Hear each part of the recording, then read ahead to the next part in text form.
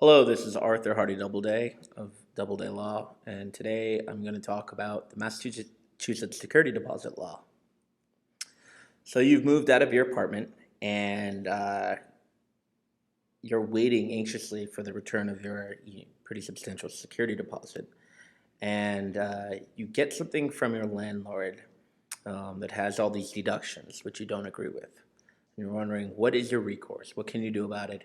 And and will you get your deposit back?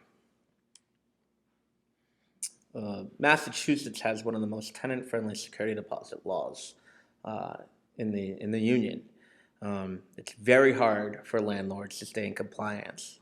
And when I advise my clients who are landlords, I usually tell them to not take a security deposit because staying in compliance is so difficult.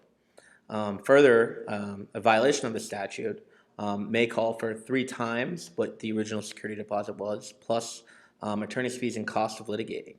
So normally a landlord would be well advised not to take a security deposit.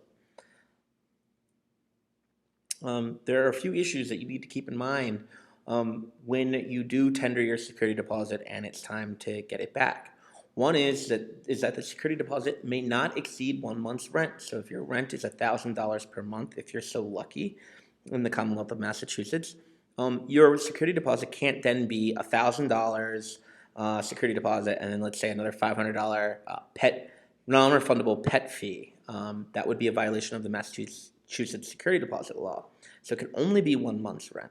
Further, at the time that you give your deposit, the landlord must give you a receipt for that deposit, which states the amount of the deposit, the name of the person who's receiving it, the date on which it was received, a description of the premises, and it's signed by the owner or one of the owner's authorized agents. A lot of times, landlords don't comply with this in that they don't give a description of the premise or they don't give what they call a statement of conditions. And a statement of conditions is it memorializes the condition in which the landlord's giving you the premise. So let's say in your living room there is a big giant hole which is covered by a picture which the landlord has left there. And when you're moving in, you discover this. Well, if the landlord didn't give you a statement of conditions, right? When you move out, the landlord might state, "Well, you made that hole."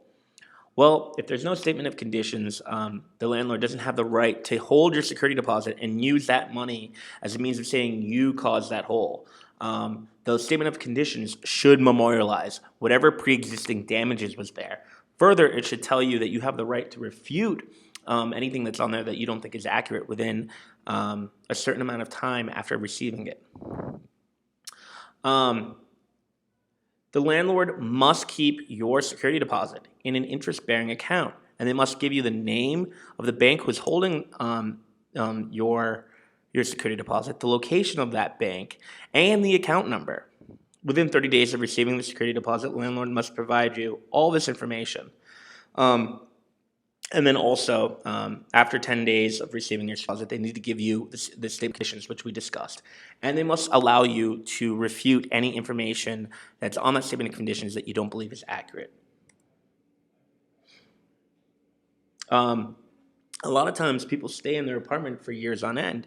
And what happens is every year, the landlord should give you an annual statement about the interest that is earned on your security deposit, and also let you know that you can deduct what that interest is from your rent. Within the 30 days of termination, and this is key, within 30 days of termination, the landlord must either give you a signed invoice, signed under the pains and penalties of perjury, saying, here are the deductions I'm making from your security deposit. And the alternative, they must give you your security deposit back within 30 days. If they mail it on the 30th day and you don't get it till the 31st day, they are in violation. But if they give it to you on the 30th day, they hand it to you, they find you and they give it to you, then they're fine. But a lot of times landlords don't do that.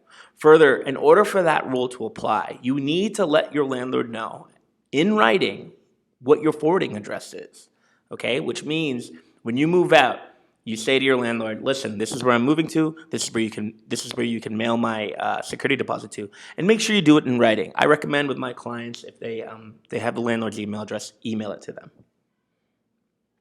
So, failure to comply. If the landlord does not comply with the security deposit law, you are entitled to no less than 2 times and up to 3 times rent, plus attorney's fees and cost of litigating. I'd be more than happy to talk to you about, how to go about gaining back your security deposit, plus whatever interest you're owed. You can give me a call at 617-575-2006. Email me at arthur@doubledaylaw.com, or come by the office, 45 Prospect Street in Cambridge, Mass., Central Square T-Stop. Would love to sit down and talk with you.